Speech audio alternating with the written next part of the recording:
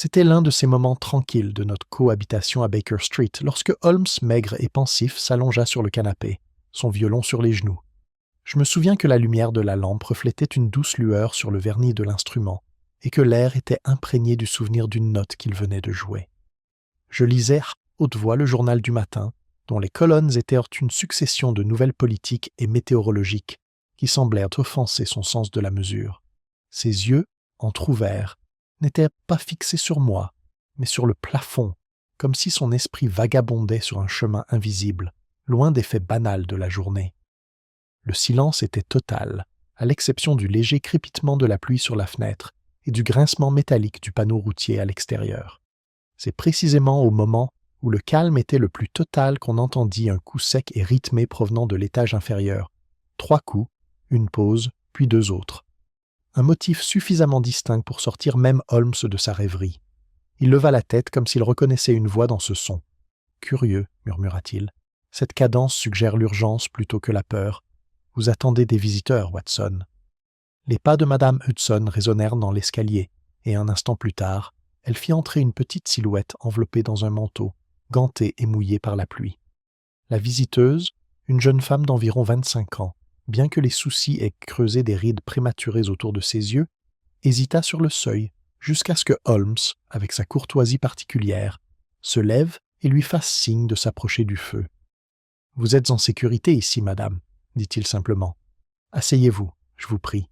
Vous avez quelque chose à nous dire. » Ses mains tremblaient tandis qu'elle retirait sa capuche. « Monsieur Holmes, docteur Watson, je ne sais pas par où commencer. Ce n'est pas moi qui suis en danger, mais mon frère. Il travaille comme employé au British Museum, au département des Antiquités, et il a disparu hier. » Holmes inclina légèrement la tête, ses yeux gris devenant plus perçants. « Disparu, dites-vous. Dans quelles circonstances ?» La femme déglutit. « Il y a eu un accident, c'est ainsi qu'ils l'ont qualifié, dans l'escalier métallique qui relie la galerie nord aux entrepôts situés en dessous. Un gardien est tombé et est mort. Mon frère, James Calverley, était présent lorsque cela s'est produit. Il est rentré à la maison pâle et tremblant. Ce matin, avant l'aube, il avait disparu. » La faible note métallique du violon, qui résonnait encore après le coup d'archet de Holmes, semblait faire écho à son dernier mot, « disparu ». Il posa l'instrument et croisa les mains sous son menton. « Je vous en prie, continuez, mademoiselle Calverley. » Elle parla d'une voix hésitante, décrivant une nuit agitée, le récit de son frère qui avait entendu des pas dans les escaliers après la fermeture du musée. Un bruit qui, selon elle, ne pouvait être le fruit de son imagination. Il disait que c'était comme si quelqu'un marchait au-dessus de lui, des pas légers, mais qui résonnaient sur le fer. Il m'a dit qu'il avait fait tomber la lanterne, que la lumière s'était éteinte et puis il n'a rien dit d'autre. Le regard de Holmes se porta vers le feu. Une impression auditive qui se répète sur le métal, dit-il à voix basse. Une résonance vraiment particulière. Il se tourna vers moi. Watson, vous souvenez-vous de l'acoustique particulière des galeries latérales du British Museum? Un murmure à une extrémité peut être entendu à 30 pas de distance. Il est possible que notre mystère ne commence pas par une disparition, mais par un écho. Mademoiselle Calverley serra les mains. « Monsieur Holmes, allez-vous le retrouver? Il ne serait jamais parti sans raison. » Holmes la regarda longuement, puis se leva et prit son manteau. « Il n'y a pas de temps à perdre. Le matin est humide et l'humidité conserve les empreintes. Allons au musée. » La femme sursauta. « Maintenant, tout de suite. »« Tout de suite, » répéta Holmes en me jetant un coup d'œil. « Votre pistolet, Watson, et votre trousse médicale. Nous aurons besoin des deux. » En quelques minutes, nous descendions les escaliers. Dehors, la ville était enveloppée d'un fin brouillard. Les lampadaires à gaz formèrent des halos dans la pluie. Les chevaux des taxis pataugèrent dans les flaques d'eau, tandis que nous appelions une calèche. Alors que nous montions, j'entendis à nouveau, faible mais distinct, ce bruit métallique, comme un pas frappant du fer creux. C'était peut-être mon imagination, mais Holmes se tourna légèrement la tête, comme s'il l'avait lui aussi entendu. Il sourit sans joie. « L'affaire commence, Watson. Vous remarquez la symétrie? Un employé disparu, un escalier qui résonne, une mort non élucidée. La musique de la coïncidence et peut-être du meurtre. » La voiture avançait par à-coups sur les routes mouillées, les roues cliquetant et les réverbères défilant comme des fantômes vacillants. Holmes s'adossa à son siège, les doigts joints, les yeux mi-clos en signe de réflexion. De temps en temps, il parlait, presque distraitement. Chaque action humaine laisse deux traces, une trace physique et une trace émotionnelle. La première est pour mon observation, la seconde pour la tienne. Et le son, Holmes ? Le son, dit-il calmement, est le pont entre les deux. Alors que nous approchions de Bloomsbury, l'écho des sabots sur les pavés mouillés se confondait de manière inquiétante avec l'image qui se formait dans mon esprit. Un escalier de fer vide, chaque marche résonnant comme un accord dans un dessin invisible, et quelque part, un homme qui l'avait entendu en dernier. Holmes se frappa sur le toit du taxi. « Plus, vite, chauffeur !» Et par-dessus le bruit des roues et de la pluie, j'imaginais une fois de plus ce son spectral. Un pas, puis un autre, léger, mesuré, délibéré, qui s'évanouissait dans le silence. Le taxi tourna brusquement dans Great Russell Street, les phares projetant de brefs fragments de lumière à travers les vitres, striées de pluie. Holmes se pencha en avant, tapotant 2 fois sur la vitre comme pour répondre à un rythme que lui seul pouvait entendre. Lorsque nous descendîmes devant les grilles en fer du musée, la bruine s'était dissipée pour devenir un brouillard aussi fin qu'un souffle, et la lumière de l'aube flottait sombrement sur les façades. Un agent en uniforme, le visage gris d'insomnie, nous barra le chemin jusqu'à ce que la carte de visite de Holmes et son ton, ce curieux mélange de courtoisie et d'autorité, nous garantissent l'entrée. Nous fûmes conduits à travers des couloirs encore fermés au public, où résonnait encore l'écho. Nos pas résonnaient dans le vide sur la pierre, jusqu'à ce que, en tournant dans un passage étroit, j'entende pour la première fois le bruit sourd de l'escalier de fer lui-même. Il s'élevait devant nous, une spirale de métal sombre qui s'enroulait vers le haut dans la pénombre, ses marches brillant de l'humidité qui s'était infiltrée par la lucarne au-dessus de nous. Même dans le silence, la structure semblait bourdonner du souvenir du son, une vibration suspendue, comme si un écho persistait dans l'air. « L'accident s'est produit ici, » dit le policier en baissant la voix. « Le gardien de nuit, Jensen. Il est tombé du 3e étage. Il s'est fracturé le crâne. Il était mort avant qu'on ne l'atteigne. » Holmes s'accroupit pour examiner les marches inférieures. Les taches de sang ont été nettoyées, semble-t-il, et rapidement. Pourtant, le fer conserve une décoloration. Observez le dessin, Watson, ici et là. Vous remarquez les intervalles ? Je me penchai pour mieux voir. De légères taches couleur rouille parsemaient le bord de plusieurs marches à intervalles réguliers. Comme si quelque chose avait coulé en descendant. Exactement. Pas éclaboussé par une chute d'en haut, mais tracé par un lent mouvement vers le bas. Il se redressa, plissant les yeux. Un corps traîné laisserait une tache, pas des points. Il s'agissait de quelque chose de suspendu, peut-être avec une corde ou avec les mains. Le policier fronça les sourcils. « Vous voulez dire qu'il a été assassiné ?» Holmes secoua légèrement la tête. « Je veux simplement dire qu'il n'est pas tombé de son plein gré. » Il monta les escaliers avec la légèreté d'un félin, chaque pas résonnant doucement dans l'air. Le son se multiplia, se superposant en harmonique qui donnait vie à toute la structure. Il s'arrêta à mi-chemin. « Écoutez, Watson, un murmure ici peut tromper l'oreille. 2 marches plus haut, le ton change, l'acoustique. Complice du crime. » Nous le suivîmes jusqu'au palier. Là, sous une lampe à gaz vacillante, une petite niche s'ouvrait dans la galerie nord. À proximité se trouvait une table de travail, jonchée de fragments de céramique et de tessons étiquetés. Holmes les examina brièvement, puis se tourna vers un coin sombre où la lumière de la lampe arrivait à peine.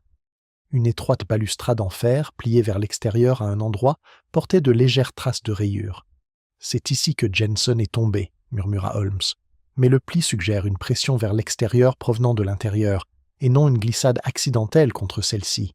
Le policier se dandina, mal à l'aise. « Vous voulez dire que quelqu'un l'a poussé, ou que quelque chose l'a forcé à se pencher là où aucun homme sensé ne se serait penché. » Le regard de Holmes se porta vers le plafond, où une fine corde pendait à travers une vitre brisée de la lucarne.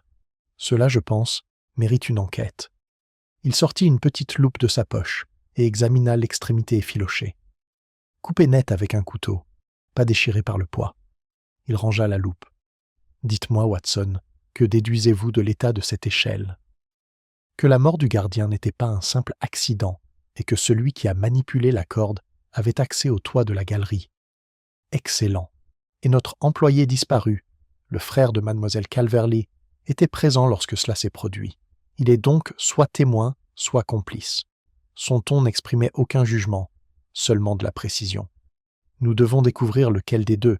À ce moment-là, des pas résolus et délibérés résonnèrent dans les étages supérieurs.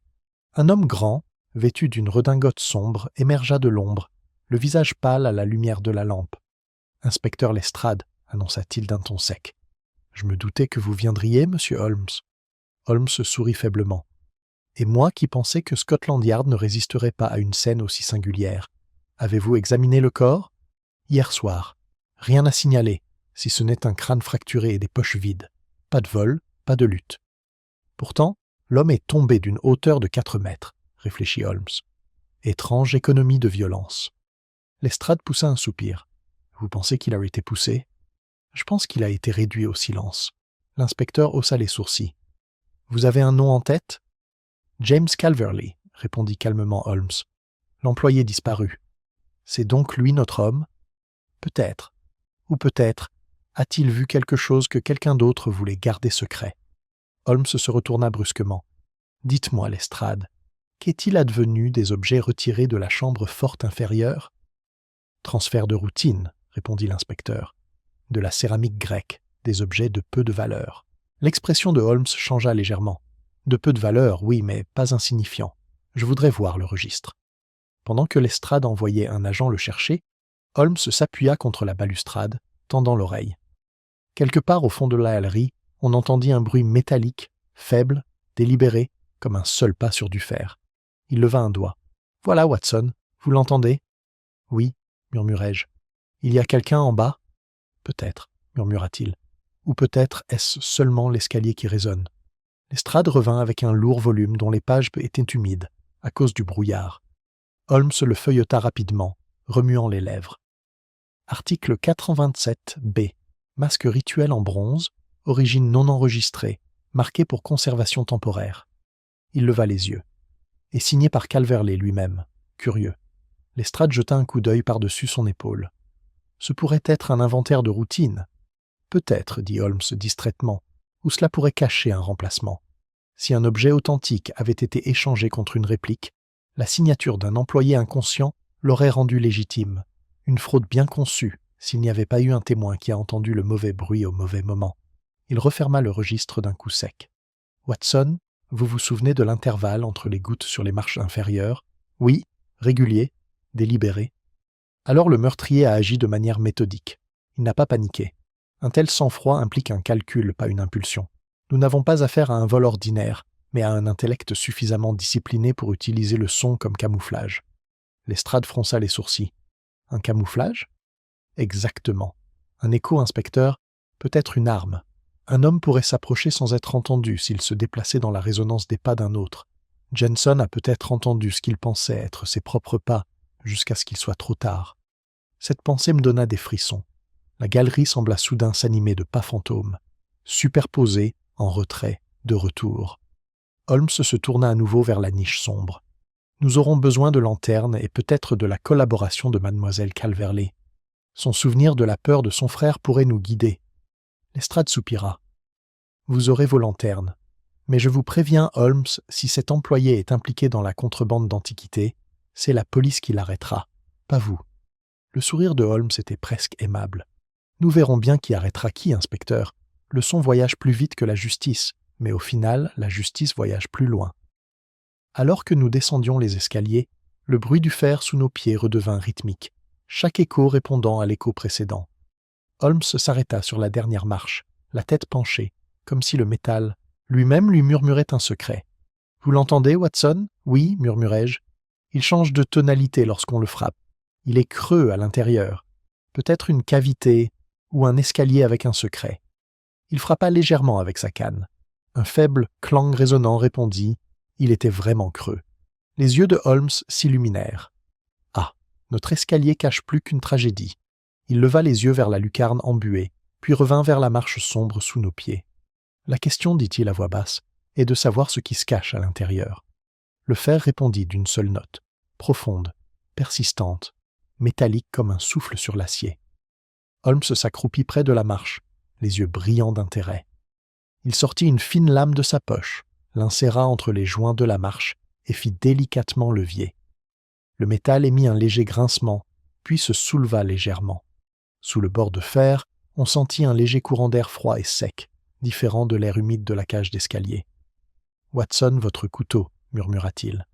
Je le lui tendis en silence. Il travailla par petits gestes délicats, ses doigts ne perdant jamais le rythme du son que la lame produisait contre le métal. Un léger grattement, une pause, un second grattement. Une cavité vide comme prévu. Remarquez le courant d'air. Cet air ne se mélange pas à l'atmosphère superficielle depuis un certain temps.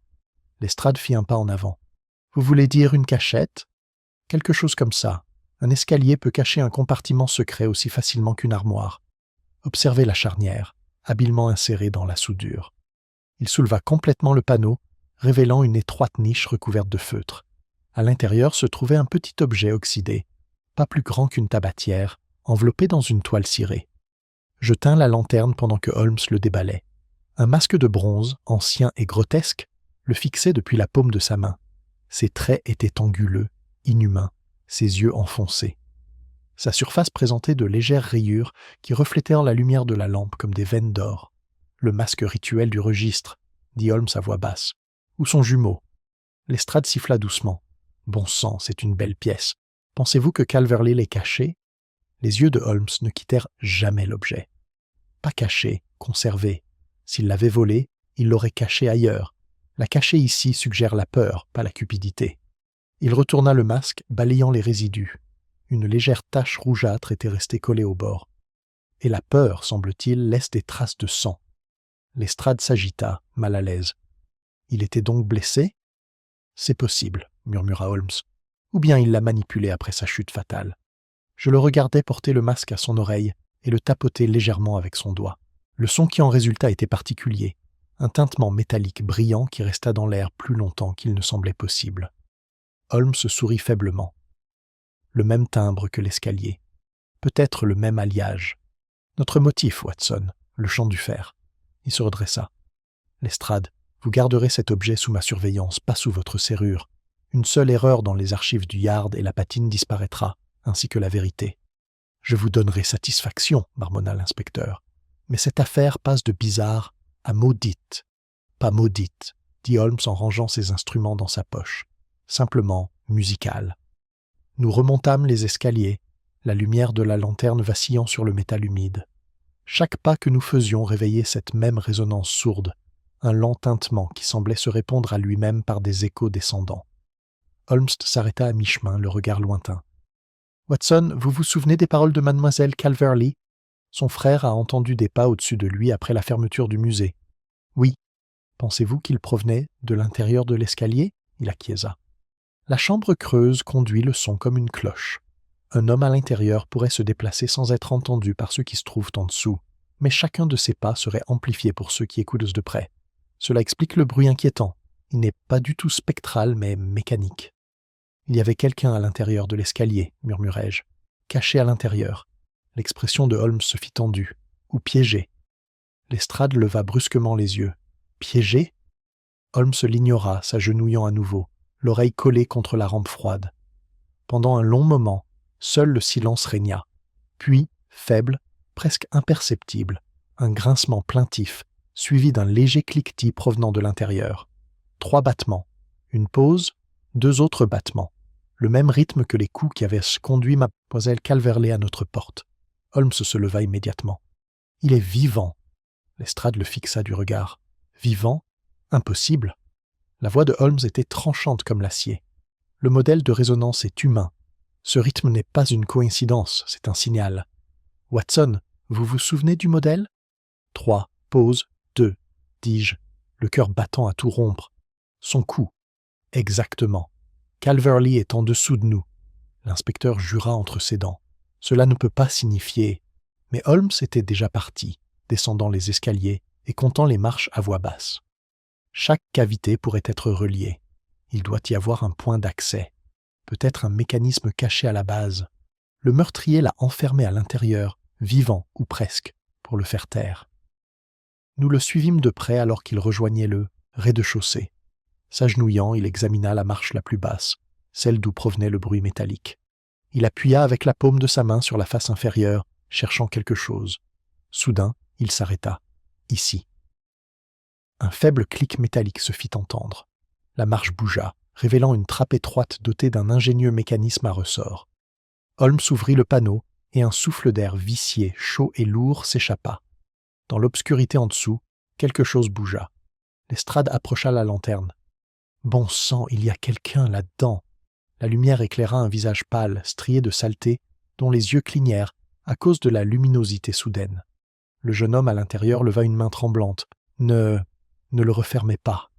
Le frère de mademoiselle Calverley, sans aucun doute. Holmes se pencha. Vous êtes en sécurité, monsieur Calverley. Restez où vous êtes. Son ton était plus gentil que je ne l'avais jamais entendu. Il tendit la main et, ensemble, nous avons sorti le pauvre garçon. Il s'effondra sur la marche, haletant, les marques des menottes encore bien visibles sur ses poignets. Lestrade le regarda, stupéfait. Il est à moitié mort. Bon sang, Holmes, depuis combien de temps? Depuis hier soir, peut-être même plus, dit Holmes calmement. Watson, examinez-le. Je le fis rapidement. Son pouls était faible mais régulier. Déshydratation, épuisement, aucune fracture. Il survivra. Holmes s'accroupit devant le jeune homme. Votre courage vous a été utile, monsieur Calverley. Dites-nous, si vous le pouvez, qui vous a emprisonné? Les lèvres de l'employé bougèrent, sans émettre le moindre son. Puis, dans un effort, pas Jensen, un autre homme, plus âgé. Il a dit que les escaliers garderaient de mieux les secrets que les bouches. Les yeux de Holmes s'assombrirent. Décrivez-le. Un conservateur, murmura Calverley. Monsieur Merrow, il a pris le masque dans la vitrine. Il a dit qu'il le remplacerait par une copie. Jensen l'a vu. Ils se sont disputés près de la balustrade. Puis la lumière s'est éteinte, et il y a eu un bruit, comme un cliquetis de fer, puis plus rien. Lestrade murmura. Merrow est une personne respectable. Il est ici depuis 20 ans. Holmes se leva, l'air déterminé. La respectabilité, inspecteur, est la couverture de nombreux crimes. Merrow a utilisé l'escalier à la fois comme coffre-fort et comme prison. Il se tourna vers moi. Percevez-vous l'élégance, Watson? La résonance du masque cache son absence. L'écho de l'escalier cache le cri d'un homme. Le son comme tromperie. Calverley tenta de se lever. Il a dit qu'il reviendrait, cette nuit, pour finir. Holmes le soutint. Alors nous honorerons ce rendez-vous. Lestrade serra la mâchoire. Vous comptez lui tendre un piège? Je compte lui faire croire que les morts continuent de murmurer. Le ton de Holmes trahissait une subtile satisfaction. Cet escalier a chanté une fois pour lui. Il chantera à nouveau. Il leva les yeux vers les spirales sombres au-dessus de nous, la lumière illuminant les angles de son visage. Watson, notez l'heure. Lorsque le musée fermera ce soir, nous écouterons l'écho revenir à son créateur. Quelque part à l'intérieur de la structure métallique, un seul cliquetis résonna, faible mais délibéré, comme si l'escalier lui-même relevait le défi. Holmes resta immobile, le regard fixé sur la structure tortueuse au-dessus de nous, tandis que le son s'évanouissait dans le silence. « Vous comprenez, Watson, dit-il doucement, l'escalier a sa propre conscience. Il se souvient de ce qui s'est passé sur lui et parfois, sous la pression, il parle. » Lestrade soupira avec impatience. « Vous voulez dire que cet endroit est hanté par sa propre acoustique ?»« Exactement, » répondit Holmes les yeux brillants. « Un phénomène à la fois psychologique et physique. Nous allons l'utiliser à notre avantage. » Il se retourna brusquement. « Watson, aidez M. Calverley à rejoindre le bureau du conservateur. Il doit se reposer et j'aurai besoin d'une déclaration écrite avant ce soir. » Calverley, pâle et tremblant, s'appuya sur mon bras. « Il reviendra, murmura-t-il, presque comme un enfant. Je l'ai entendu bouger hier soir, avant que la lumière ne s'éteigne. » Holmes le regarda avec une gentillesse inhabituelle. « Alors faisons en sorte qu'il entende quelque chose en retour. » Lestrade fronça les sourcils. « Vous avez l'intention de lui faire peur pour qu'il avoue ?»« Pour le confronter à son propre écho, » dit Holmes. « Le son de la culpabilité est beaucoup plus fort que celui de la justice. Il résonne dans l'esprit. » Au coucher du soleil, le musée s'était vidé. Les grands couloirs, autrefois animés par le bruit des pas des visiteurs, étaient désormais immobiles sous une lumière faible et huileuse. Holmes se déplaçait dans les galeries désertes, avec une assurance rapide et silencieuse, une silhouette qui alliait ombre et intelligence. Il avait déjà convenu avec Lestrade que les agents resteraient quantôt cachés près des sorties, tandis que nous retournions tous les deux à l'escalier où l'affaire avait commencé. Il n'était pas armé, il n'avait que son violon. « Ton instrument ?» demandai-je, surpris. Il sourit légèrement.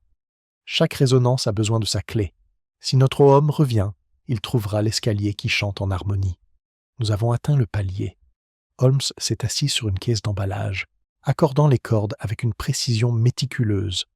Le motif sonore de l'affaire, le faible son métallique, semblait résonner dans la structure en fer autour de nous, répondant à chaque note pincée comme un accompagnateur spectral. « Souvenez-vous, Watson, murmura-t-il, que la mort de Jensen est survenue après la fermeture, lorsque les galeries étaient fermées. Seul Merrow avait un accès illimité. Il pouvait se déplacer sans être vu, baisser les lumières et même éteindre les lanternes des gardes. La présence de Calverley était donc fortuite? Exactement. Il était venu pour terminer le catalogage et a vu plus que ce que la prudence lui permettait. Le conservateur, acculé, a agi rapidement. Un homme a été réduit au silence, un autre caché. Pourtant, l'escalier lui-même, involontairement, est devenu son traître. Un léger cliquetis l'interrompit. Holmes baissa son archet. Encore 7 marches, la 8e à partir du bas. Le son la traverse de manière anormale. Observez.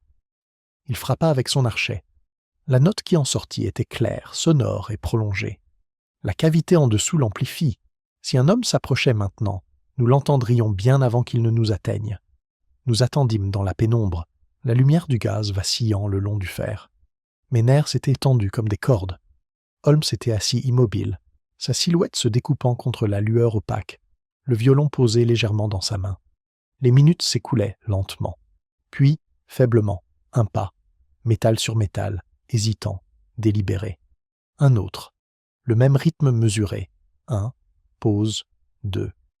Holmes murmura « Calmez-vous, Watson. L'orchestre commence. » Je retins mon souffle. Les pas montaient lentement, écho après écho. Une silhouette émergea du brouillard en contrebas, grande, anguleuse, enveloppée dans un manteau. Sa lanterne était recouverte d'un capuchon et ne projetait qu'un faible faisceau de lumière qui se diffusait vers le haut en arc vacillant. Holmes se leva. « Bonsoir, monsieur Merrow. » L'homme sursauta violemment, laissant échapper sa lanterne. « Qui est là ?»« Un vieil ami de l'escalier, » répondit calmement Holmes. « Il est venu écouter une fois de plus votre musique. » Le visage de Merrow, alors qu'il relevait la lanterne, était le reflet même de la tension, les yeux cernés par l'insomnie, les lèvres serrées.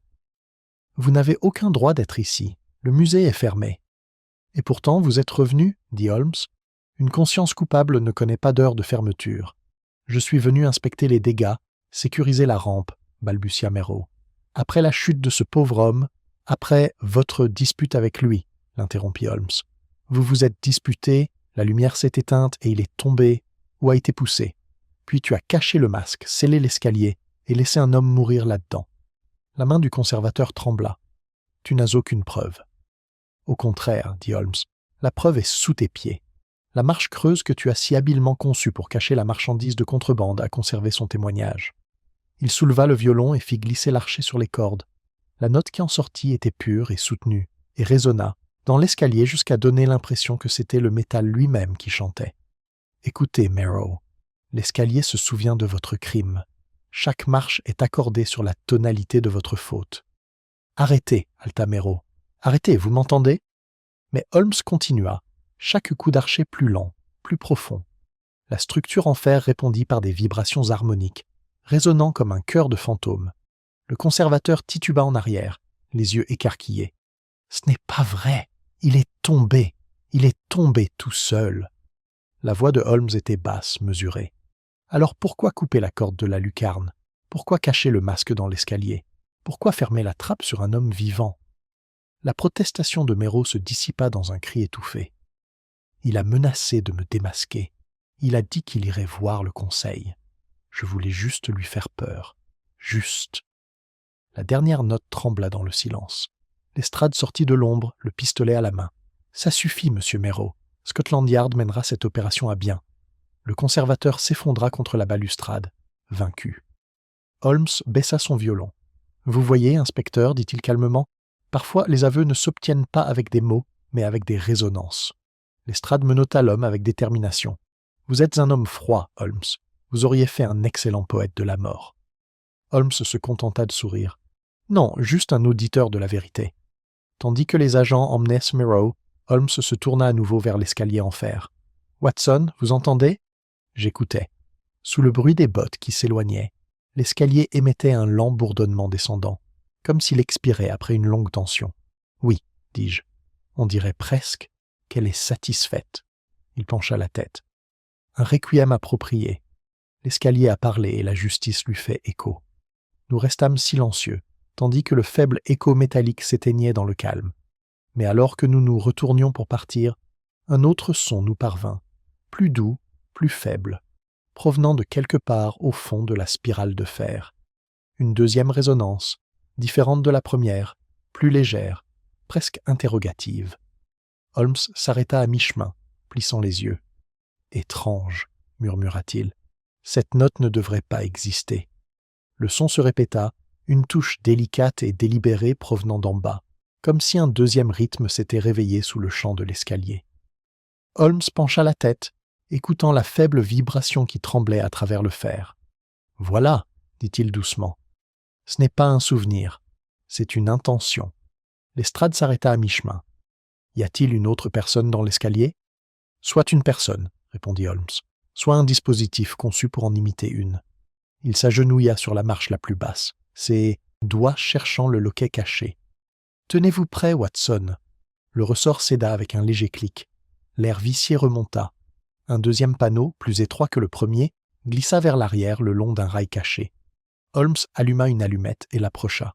À l'intérieur du métal brillait. « Qu'en penses-tu » murmurai-je. « Une machine, peut-être. » Sa voix était calme. « Vérifions. » La flamme de l'allumette éclaira un appareil compact, un ressort spiralé, un cliquet, un marteau fin appuyé contre une barre brillante.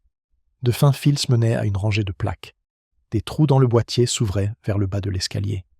Lestrade jeta un coup d'œil à l'intérieur, fronçant les sourcils. « Bon sang !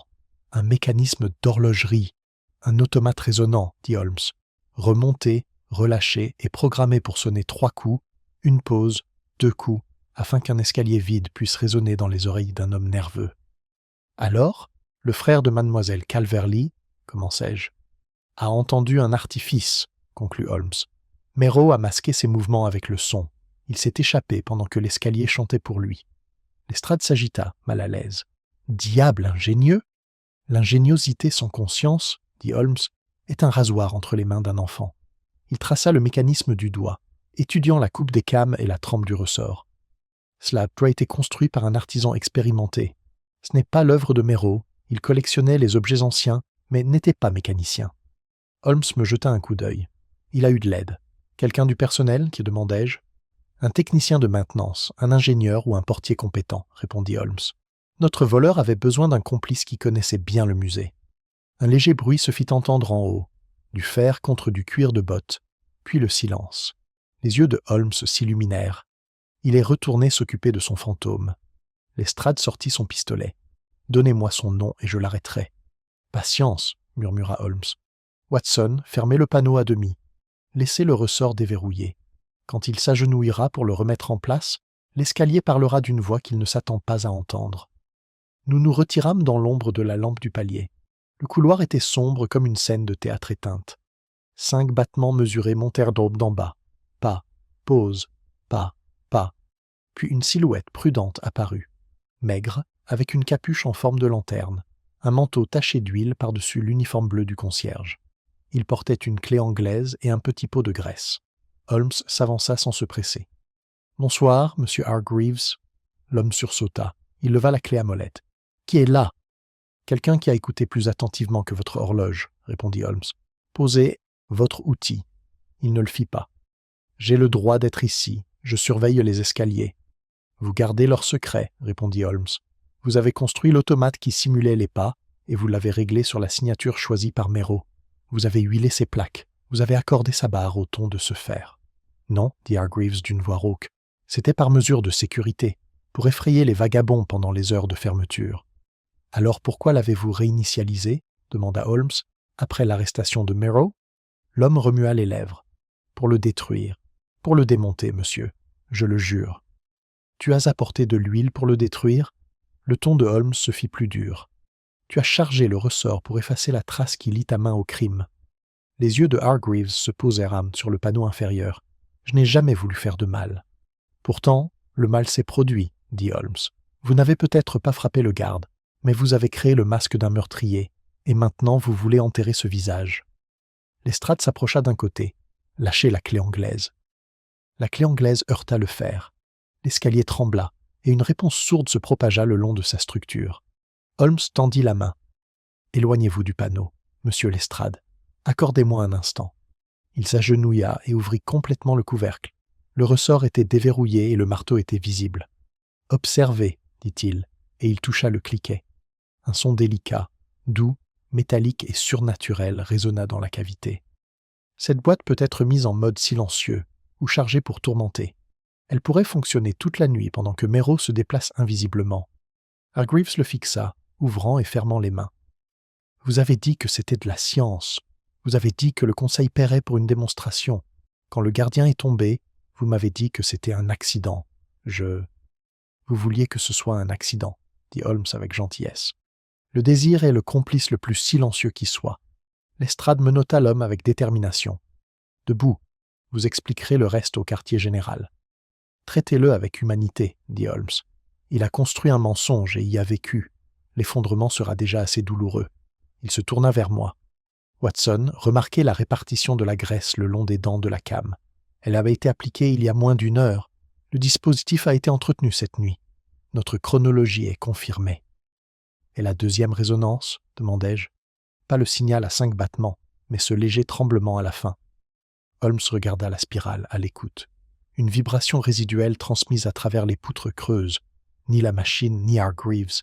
Quelque chose a changé dans la structure. Elle-même. Il sourit légèrement. L'échelle a avoué une fois, puis une autre fois. Elle pourrait avoir une dernière vérité. Lestrade secoua la tête. Nous avons un meurtrier, un engin et des aveux. Que vous faut-il de plus ? Une explication, dit Holmes. La clarté et la courtoisie que nous devons aux morts. Jensen s'est disputé à la balustrade. Méro a saisi la lanterne, coupé la corde de la lucarne pour éteindre la lumière et utilisé la couverture des marches fantômes. Jensen descendit. Calverley entendit le fer marcher et se figea. Méro enferma le jeune homme dans la cavité, cacha le masque de bronze dans la marche inférieure et régla l'automate pour qu'il chante l'heure. Hargreaves le rechargea, croyant en la science mais aveugle à la conscience. Le fer émit un faible bourdonnement en réponse, comme pour souligner la chaîne. Holmes replia le panneau. « Laissez le dispositif intact, inspecteur.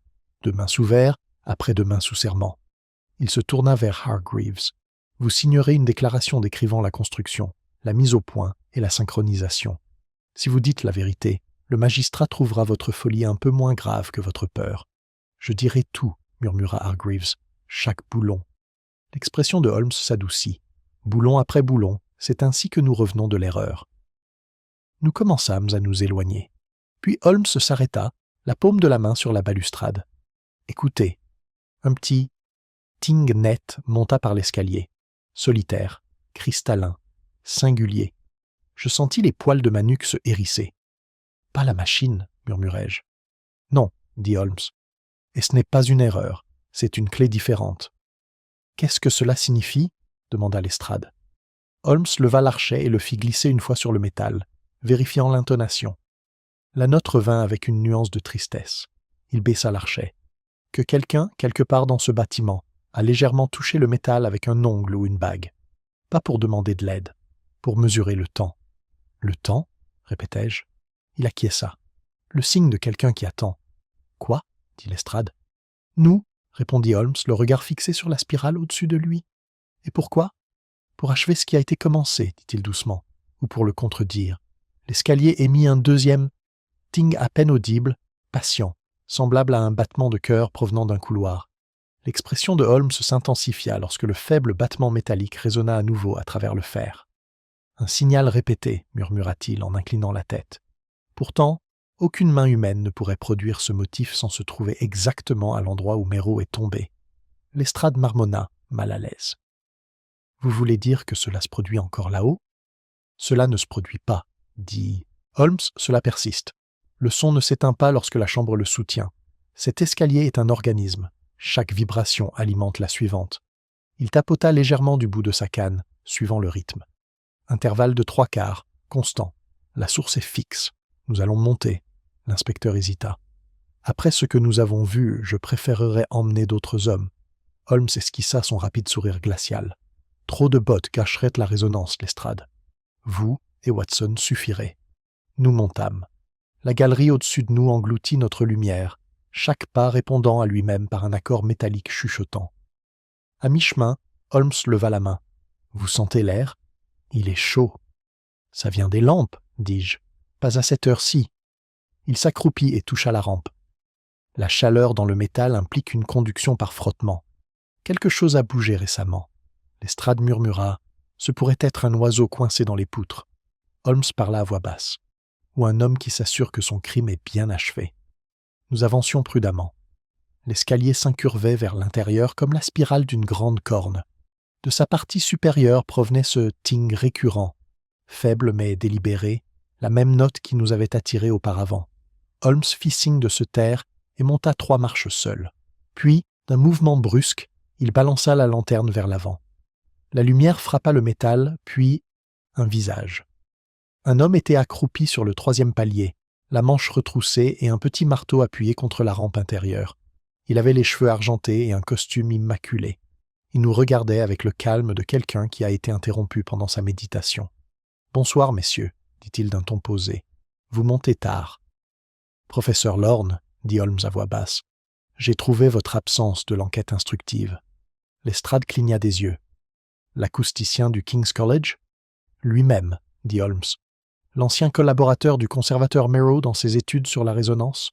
Le concepteur de la structure de cet escalier. » Le professeur inclina la tête. Merrow manquait de modération. Il a faussé une expérience pour son profit personnel. Je suis seulement venu démanteler ce qu'il a corrompu.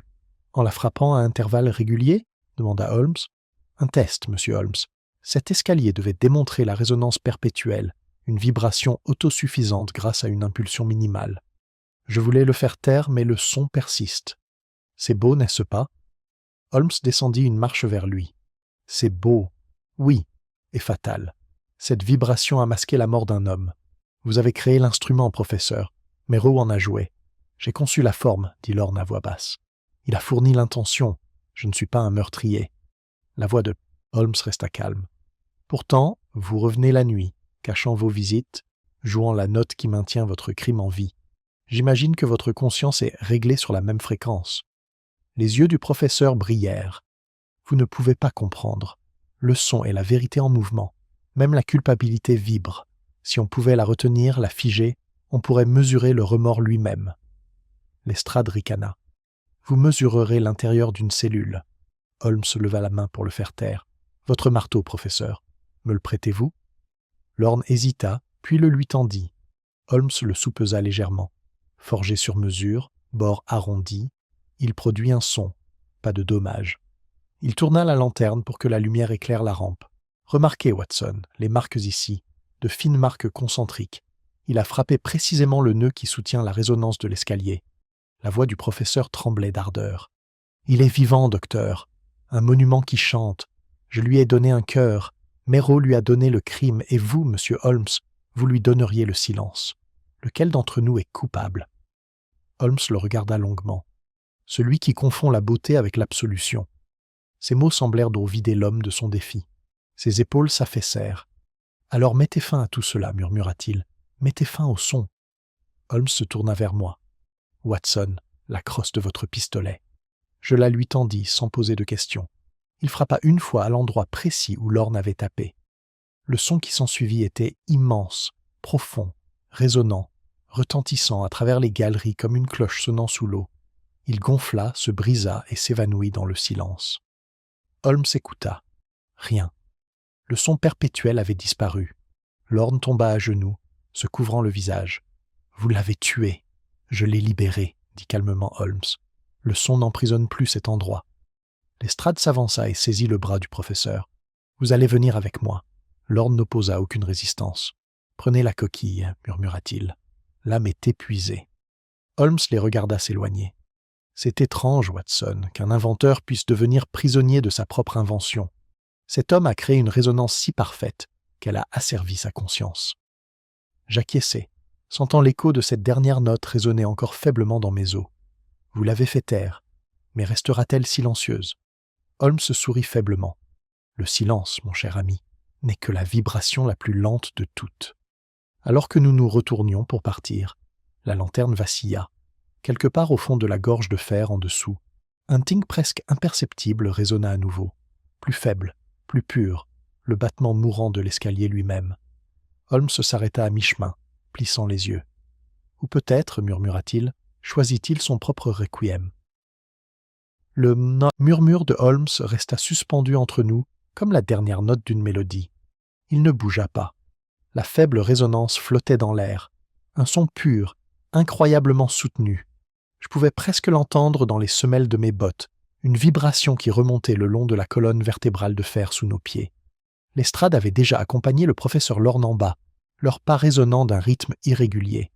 Holmes leva la main. « Arrêtez, dit-il doucement. Un instant, inspecteur. Écoutez. » Nous nous sommes arrêtés. Le ton avait changé. Ce qui avait été une note mourante s'était maintenant approfondi. Une lente oscillation, comme si toute l'échelle respirait à l'unisson. Holmes murmura. La structure s'est réveillée. L'estrade se retourna, irritée. « Vous l'avez détruite vous-même. Que peut-elle faire d'autre ?»« La résonance ne s'efface pas si facilement, » répondit Holmes. « Détruisez la vibration superficielle et l'harmonique pourrait se déplacer plus profondément. » Il s'agenouilla et colla son oreille contre la marche. Il y a du mouvement en dessous. La cavité centrale de l'escalier vibre encore. Lorne leva le visage, bouleversé. « Vous voyez ? Même brisée, elle vit. » Holmes l'ignora. « Watson, apportez la lanterne. » La lumière se répandit sur les marches en fer. Holmes chercha du bout des doigts le long du joint que nous avions ouvert auparavant. Il trouva une étroite fente, plus large qu'auparavant. « Expansion de l'intérieur, dit-il. Quelque chose en dessous a déplacé le poids. » L'estrade grogna. « Si cet engin est en train de céder, nous ferions mieux de partir. » La voix de Holmes l'interrompit. « Attendez, il n'y a plus qu'un simple mécanisme ici. Ce son n'est pas mécanique, il oscille comme un battement. » Un faible tic-tac métallique souligna ces paroles. Constant, mesuré. Holmes tourna la tête vers le son. Le voilà, sous le montant inférieur. Ce n'est pas l'automate. Celui-ci a disparu. C'est quelque chose de plus lourd qui frappe depuis la cavité elle-même. Je sentis un frisson me parcourir le dos. Un autre dispositif ? Il secoua la tête. Non, écoutez l'intervalle. 4 secondes entre chaque impact. Trop irrégulier pour être un mécanisme. Cela pourrait être le bruit d'un corps qui s'installe, ou de quelque chose qui a été placé là. Bon sang, dis-je. Tu penses qu'il y a un autre cadavre ? C'est possible, murmura-t-il. Ou quelque chose qui devrait y ressembler. Il nous fit signe de reculer et ouvrit à nouveau le panneau inférieur. La lumière de la lanterne révéla la cavité désormais à moitié effondrée à cause du choc de son coup précédent.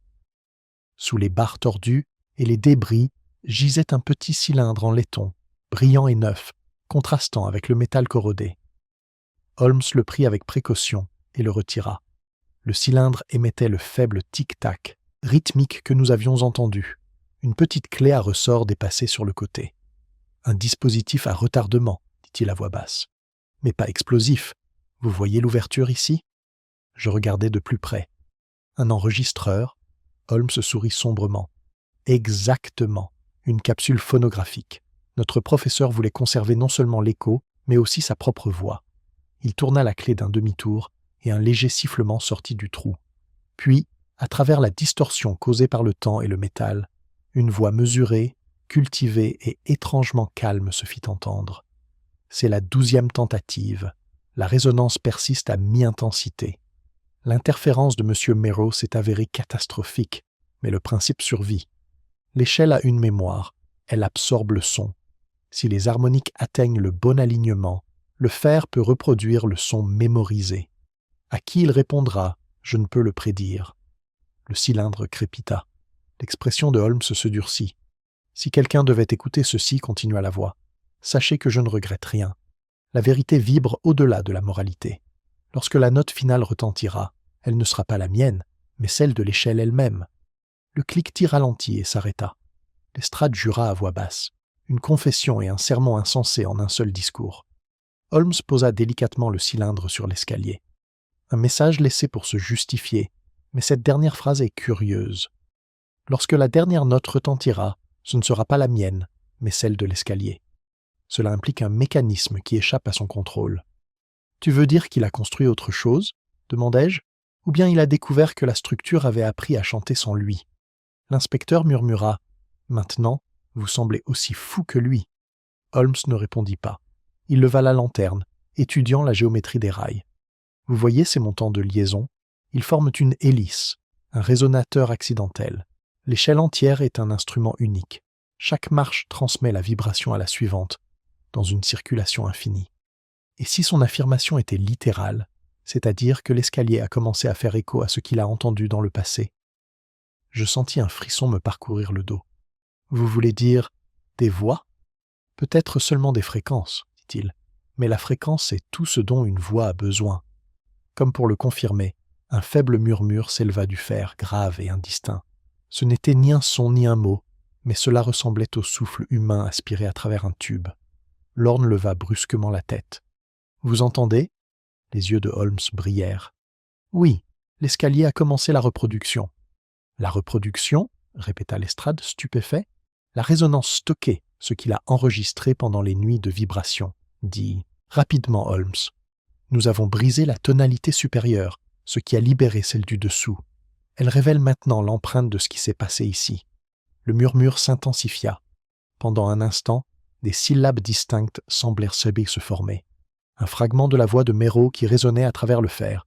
Pas de lumière, puis le silence. Lorne se couvrit les oreilles. Il se souvient de lui. Holmes parla rapidement, l'esprit en ébullition. Le fer retient les micro-vibrations, de minuscules oscillations gravées par des années de répétition. Tout comme les disques en cire, le métal peut également émettre des sons, à condition d'avoir le temps et une fréquence uniforme. Il se tourna vers Lestrade. Nous sommes à l'intérieur d'un énorme phonographe, inspecteur. Lestrade était pâle. Et s'il continue à parler? Alors nous écouterons, dit simplement Holmes. Nous restâmes immobiles pendant un long moment, n'entendant que notre respiration. Puis l'escalier émit un gémissement lent et lugubre, comme s'il se déplaçait sous un poids invisible. Holmes se pencha en avant, la voix basse. « Voici votre réponse, Watson. La note finale est en train de se former. » Je fixai les ombres qui s'enroulèrent en spirale au-dessus de nous. « Vous voulez dire qu'il est vivant ?»« Pas vivant, dit-il, simplement obéissant à la loi qu'il a invoquée. » Une autre vibration secoua le métal, plus grave et plus lourde que la précédente. Un frisson nous parcourut. De la poussière tombait de la poutre. Lestrade s'écria « Holmes, cette chose bouge !» Le regard de Holmes ne quitta jamais le centre de l'échelle. « Elle ne bouge pas, inspecteur, elle répond. » Le son s'amplifia, profond, résonnant, ininterrompu, jusqu'à remplir la galerie comme le souffle d'un grand orgue. La flamme de la lanterne trembla en harmonie.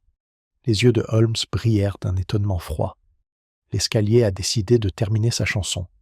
Puis, du cœur de la structure, retentit un dernier clang métallique et aigu, pur, décidé et au tempo humain, comme s'il avait été frappé par une main invisible. Le clang métallique résonna vers le haut et vers le bas en même temps, se propageant à travers la structure en fer comme le son d'une cloche à travers l'eau. Holmes ne scia pas. Son visage, éclairé par la lanterne vacillante, semblait sculpté par la concentration même. Lestrade s'agrippa à la rampe, mi-étonné, mi-effrayé. « Qu'est-ce que c'était que ça ?» murmura-t-il. « L'escalier qui prononce sa dernière syllabe, » répondit calmement Holmes. « Pourtant, je jurerais... » Il s'interrompit, tendant l'oreille. « Non, ce n'est pas fini. » Un deuxième son suivit, plus faible mais indéniablement intentionnel. 3 impacts sourds, à intervalles réguliers. Je les entendis davantage à travers mes bottes qu'avec mes oreilles. Holmes murmura. 3 coups. Le même schéma que les coups de Miss Calverley. L'escalier répète le code qui m'a appelé. Lestrade fronça les sourcils. « Vous voulez dire que cette chose s'en souvient aussi ?» Le regard de Holmes s'aiguisa. Pas elle, son frère. Le rythme était son appel à l'aide, conservé par la vibration de l'escalier. Maintenant, il nous est renvoyé. Le fer est devenu son messager. La structure émit une autre impulsion, plus grave et plus longue. Lorne, toujours sous la garde de Lestrade, s'agrippa à la rampe. « Vous voyez, elle est vivante. Elle conserve la conscience du son. Laissez-la finir. » Holmes leva brusquement la main. « Ne bougez pas, professeur. Ce son n'est peut-être pas seulement un écho. Il pourrait agir. »« Agir ?» répétai-je. « Observez. » Il désigna le haut, où un segment de la rampe tremblait à chaque vibration. La poussière tombait en cascade des boulons. Les harmoniques dessertaient les raccords. Toute la spirale pourrait s'effondrer à tout moment. Lestrade murmura. « Alors nous ferions mieux de partir avant que ton escalier ait fini de chanter. Pas encore, dit Holmes. Il y a quelque chose à lire avant que le silence ne le réclame. Il monta sur le palier central, mesurant chaque pas. Le fer répondit sous lui. Son bourdonnement monta d'une octave comme pour le saluer. Il se pencha et posa la paume de sa main sur la marche. « Vous vous souvenez, Watson, comment nous avons trouvé le masque de bronze et le mécanisme à l'intérieur de la cavité ? Bien sûr. Cette résonance provient d'un niveau inférieur. Il y a une autre pièce qui nous a échappé. Le son nous le dit. Remarquez comment il descend d'un ton exactement 2 marches plus bas dans la spirale. La source est plus profonde. La patience de Lestrade s'épuisa. Au diable le son! Je vais faire démanteler tout cet endroit à la lumière du jour. Les yeux de Holmes brillèrent. Et détruire ce qu'il cache. Non, inspecteur, le son est notre carte. Il sortit de sa poche une fine baguette et la frappa 2 fois contre l'escalier. Chaque coup produisait un son différent. Ici, c'est vide. Là, c'est plein. Nous sommes au-dessus d'un espace en forme de cône. L'écho se comprime, puis se libère. Il y a quelque chose à l'intérieur. Lorne eut un petit rire étouffé. Oui, mon résonateur original. Merrill l'a enterré quand il a craint d'être découvert. Il répond encore à l'échelle. Holmes se redressa, pensif. Si c'est vrai, il contient la vibration la plus ancienne, la première note jamais jouée ici, la clé de tout le reste. Le professeur se pencha en avant avec enthousiasme. Cassez-le, laissez-le chanter librement.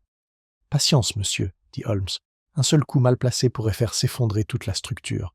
Watson, votre stéthoscope. Je le lui tendis. Il le pressa contre le fer et écouta, immobile. Après un long moment, il parla, presque entre lui et lui. Là, sous la note fondamentale, il y a un autre son complètement différent, plus faible, mais articulé. Lestrade fronça les sourcils. Articulé? Holmes leva lentement les yeux. Une voix humaine. Ces mots me glacèrent. Enregistré? Peut-être. Ou réfléchi. Le métal a capté la vibration de la dernière exclamation d'un homme et l'a conservée pendant tous ces mois. Il ajusta son écouteur.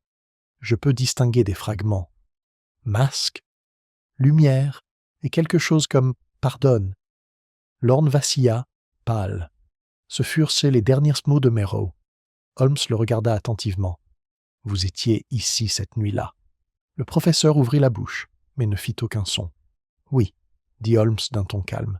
« Vous êtes arrivé après la dispute. Vous avez entendu le corps tomber et la machine battre son rythme. Vous avez été tenté, non pas d'aider, mais d'écouter. Vous n'avez pas pu résister à la perfection du son. Et lorsque l'écho de la mort a résonné dans votre bâtiment, vous l'avez enregistré.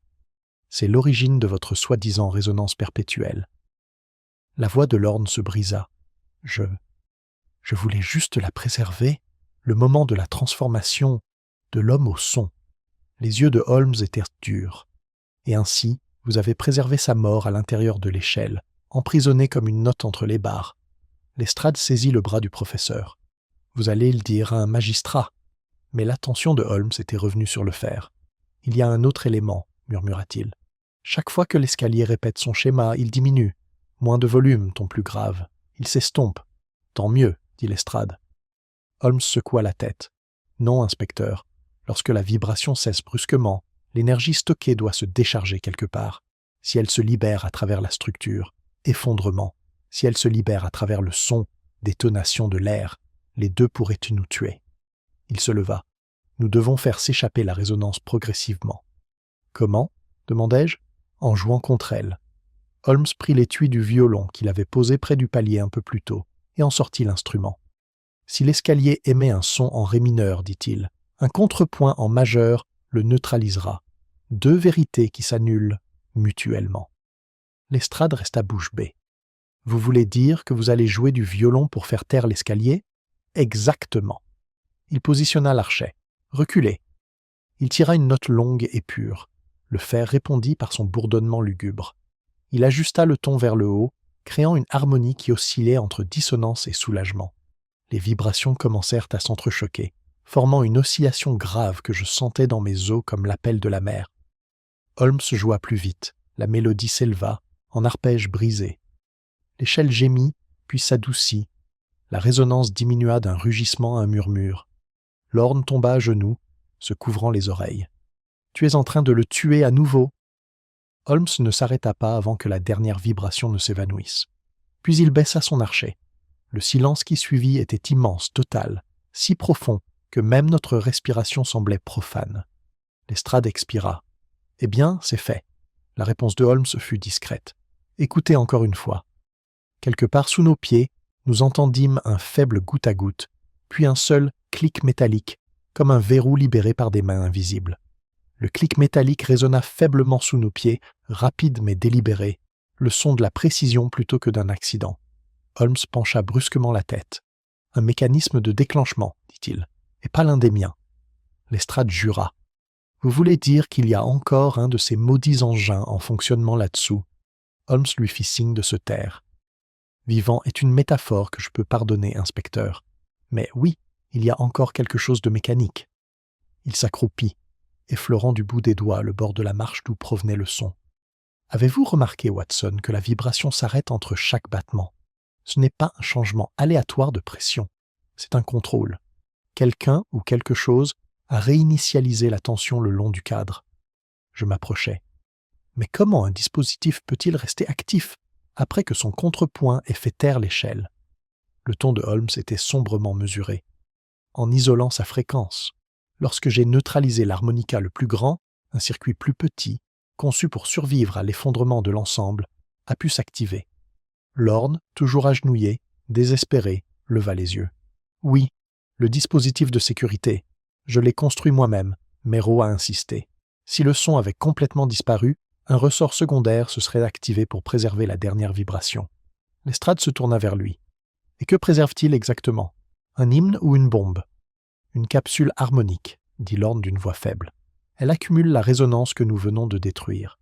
Lorsque la libération complète se produit, l'énergie stockée pourrait, exploser dans l'air. » Les yeux de Holmes brillèrent. « Alors vous n'avez pas seulement conçu un écho, professeur, mais une mine acoustique. » Il se leva d'un bond. « Nous devons la localiser avant que l'énergie ne se décharge. Écoutez. » Il colla à nouveau son oreille contre la balustrade. Un faible cliquetis pulsait maintenant sous le métal, lent et régulier, comme une horloge sous la peau. Il se redressa. Elle remonte le long de la structure. L'énergie se transfère vers le haut le long de la spirale. Si elle atteint le renfort de la lucarne, le verre se brisera vers l'intérieur, le musée sera envahi par une pluie d'éclats. Lestrade jura à nouveau, sortant son pistolet comme si cela pouvait aider. Comment l'arrêter? La voix de Holmes était impérieuse. « Watson, suivez-moi jusqu'au 3e palier. Le point de tension de l'hélice. Lestrade, restez ici et évacuez l'étage. Professeur, ne dites pas un mot à moins que cela ne nous aide. » Nous montâmes rapidement. Le fer vibrait sous nos pieds, devenant de plus en plus chaud au toucher. Holmes se déplaçait avec une précision mathématique, comptant chaque pas à voix basse. Au 3e virage, il s'arrêta et sortit de sa mallette une fine sonde métallique. « Voilà, » dit-il. Le conduit se trouve à l'intérieur de cette colonne. Quand je le percerai, la résonance se déchargera. Le danger réside dans une mauvaise évaluation de l'intervalle. Je déglutis.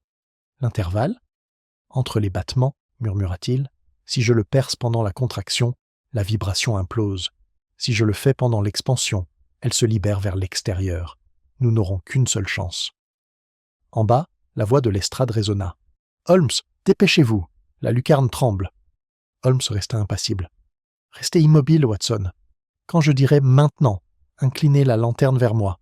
Je dois voir le scintillement dans l'air pour frapper avec précision. » Nous attendîmes. Le tic-tac rythmique remplissait le silence, constant, hypnotique. La main de Holmes était suspendue avec la sonde, les yeux mi-clos, écoutant de tout son être. Puis, d'un seul souffle, il murmura « Maintenant ». Je levai la lumière. Une faible distorsion se propagea dans l'air, un tremblement qui captura la flamme comme le souffle sur la vitre. Holmes se frappa. Pendant un instant, aucun son ne se fit entendre. Puis l'escalier émit un soupir colossal, une seule note profonde qui sembla traverser mes os et se propager dans l'air. La vibration se propagea vers le haut, à travers les colonnes et les poutres, avant d'exploser en une pluie de sons si aigus et purs qu'on aurait dit que le métal lui-même pleurait. La lucarne clignota de blanc. Des fragments de lumière se répandirent sur le sol, mais ce n'était pas du verre, c'était de la poussière, vaporisée par la résonance. Le bruit se réduisit à un murmure, puis au silence. Holmes baissa lentement la sonde, respirant bruyamment. « C'est fait, dit-il. L'harmonica stockée a été libérée sans danger dans l'atmosphère. » La voix de Lestrade monta faiblement d'en bas. « Sommes-nous en sécurité ?»« Pour l'instant, » répondit Holmes, « même si je doute que l'escalier chante à nouveau. » Lorne s'effondra contre la balustrade. « Tu l'as tué pour la 3e fois. Ma création, détruite par ton intervention grossière. » Holmes le regarda sans colère. « Ta création s'est tuée elle-même lorsqu'elle a confondu conservation et permanence. Tu as cherché l'éternité dans la vibration, mais l'éternité n'est rien d'autre qu'un silence prolongé. » Le professeur baissa la tête. « Alors que reste-t-il de moi ?» La réponse de Holmes fut presque aimable. Peut-être le remords, une résonance plus silencieuse. Il se tourna vers moi. « Watson, notez la température le long des marches.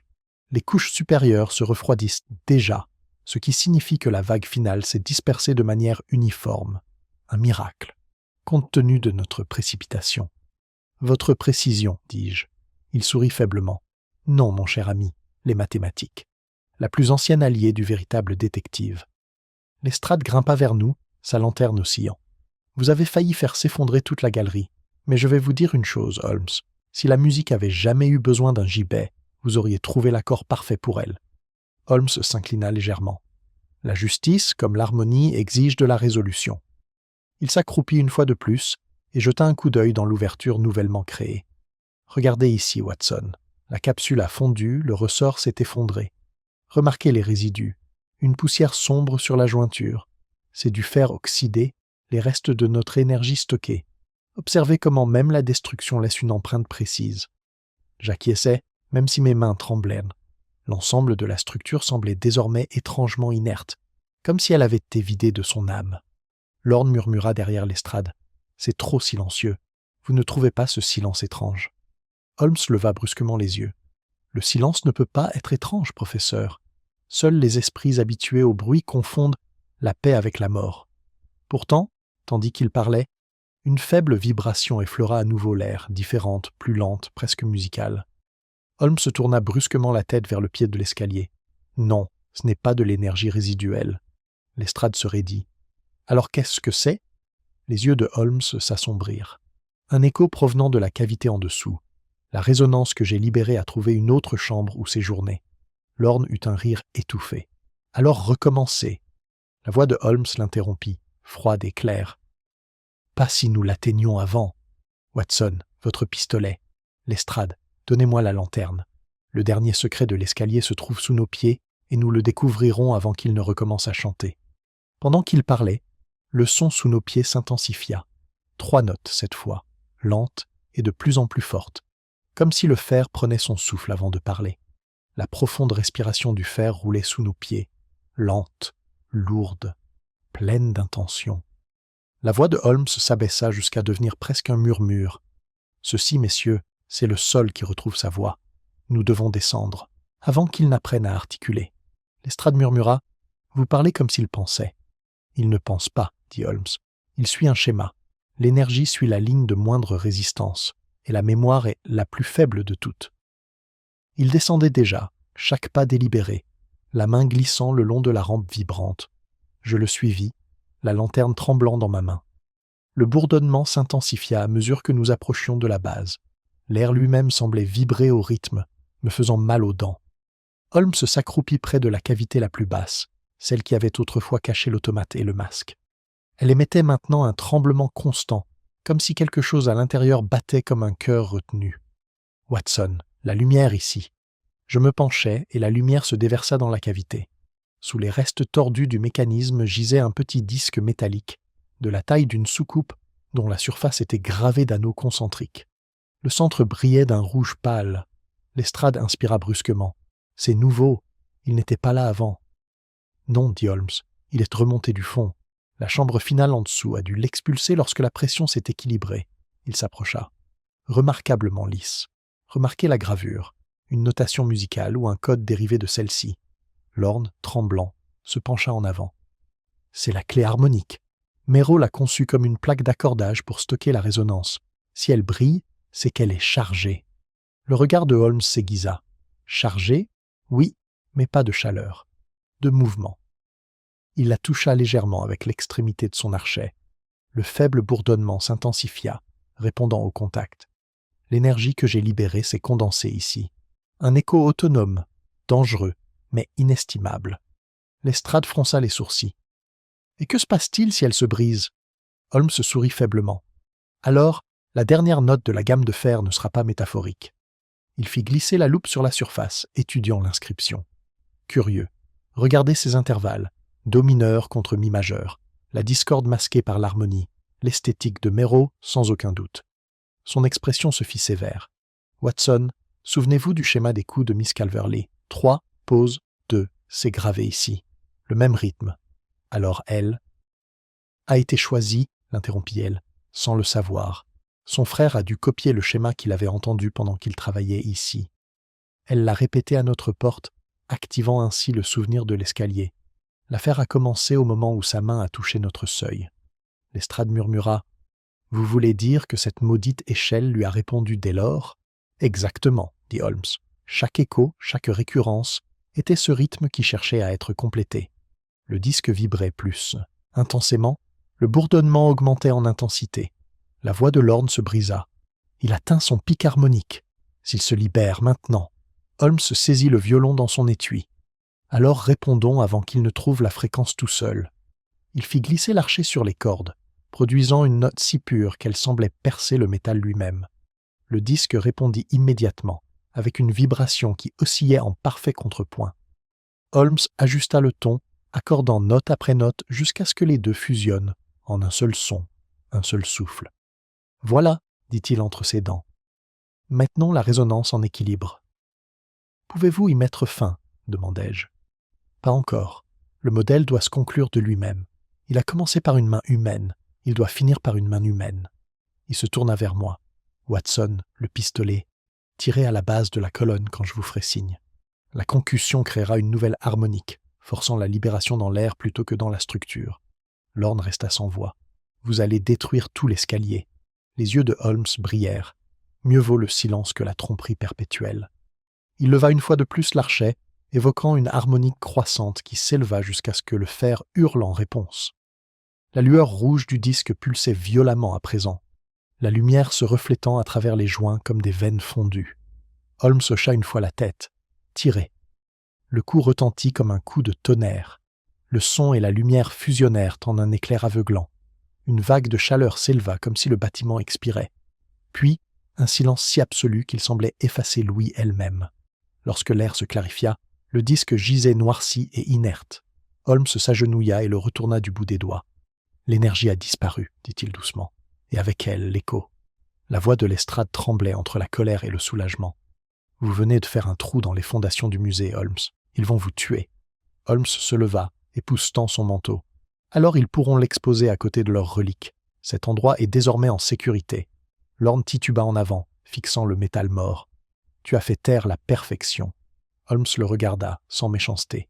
« La perfection qui dévore l'imperfection n'est que vanité déguisée. » Il se tourna vers moi. « Watson, remarquez l'absence de vibration sous vos bottes. » J'écoutais. Le sol était immobile, complètement immobile. « C'est fini ?» Il acquiesça. « Oui, l'escalier de fer a chanté son requiem. » Pendant un moment, aucun de nous ne parla. Puis, faiblement, du coin le plus éloigné de la galerie, parvint le grincement du fer qui se stabilisait, un écho trop faible pour effrayer, mais néanmoins distinct. Les yeux de Holmes se tournèrent dans cette direction. « Un résidu ?» dis-je, rapidement, même si je sentais les poils de ma nuque se hérisser. « Peut-être, » murmura-t-il, « ou peut-être un souvenir. » Il prit son violon, joua une seule note pour tester et attendit. L'air ne lui donna aucune réponse. Satisfait, il le rangea dans son étui. « Venez, messieurs, l'aube approche. Laissons cet endroit à son silence. » Alors que nous descendions vers la sortie, les premières lueurs grises filtraient à travers la lucarne brisée, au-dessus de nous, touchant le fer d'un éclat pâle. Holmes s'arrêta à la porte, se retournant une fois. « Étrange, Watson, » dit-il à voix basse. Pendant un instant, j'ai cru entendre des pas légers dans les escaliers, qui suivaient notre rythme. Je me retournai brusquement, tendant l'oreille. Rien, seulement le faible frémissement mourant du métal qui refroidissait après une longue et terrible chanson.